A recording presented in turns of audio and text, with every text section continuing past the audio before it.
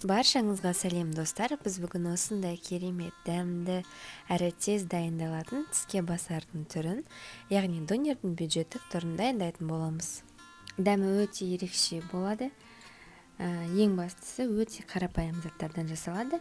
Құрамын описанияға қалдырдым. Міндетті түрде осы рецептпен жасап көріңіздер. Ал менде лаваш, бұл жерде ашытқысыз лаваш және дөңгелек лаваш түрін сатып алдым. Сіздер өздеріңізде бар лавашпен жасасаңыздар болады. Ең алдымен қиярымызды, помидорымызды, шұжығымызды осылай видеода көріп тұрғандарыңыздай етіп ұзынша қылып турап аламыз.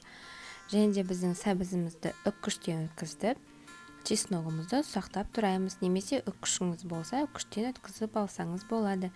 Осы туралған чесногымызға енді майонез қосып, барынша жақсылап араластыратын боламыз. Енді донерімізді жасауға кірісейік. Ол үшін лавашымызды алып, үстіне майонез, кетчубымызды жағып аламыз. Донеріміз өте құрғақ болып қалмау мақсатында жақтық. Шұжығымызды, қиярымызды орналастырып, үстіне кетчуп, қызанақ, сәбізімізді қосып, дайын болған соусымызды үстіне жағып, лавашымызды орайтын боламыз. Видеода көріп тұрғандай етіп орасаңыздар. Ал енді екінші порциямызды дайындаймыз. Дәл солай кетчуп пен майонезімізді жағып, барлық құрамындағы заттарды саламыз. Бұл жерде шұжықтың орнына тауықтың етін қолдансаңыздар болады.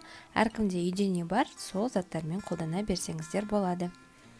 Өте дәмі ерекше болып шығады. Міндетті түрде осы рецептпен жасап көріңіздер. Пікірлеріңізді қалдыра кетіңіздер. Мінекей дайын болды. Астарыңыз дәмді болсын. Сіздермен болған Мадина.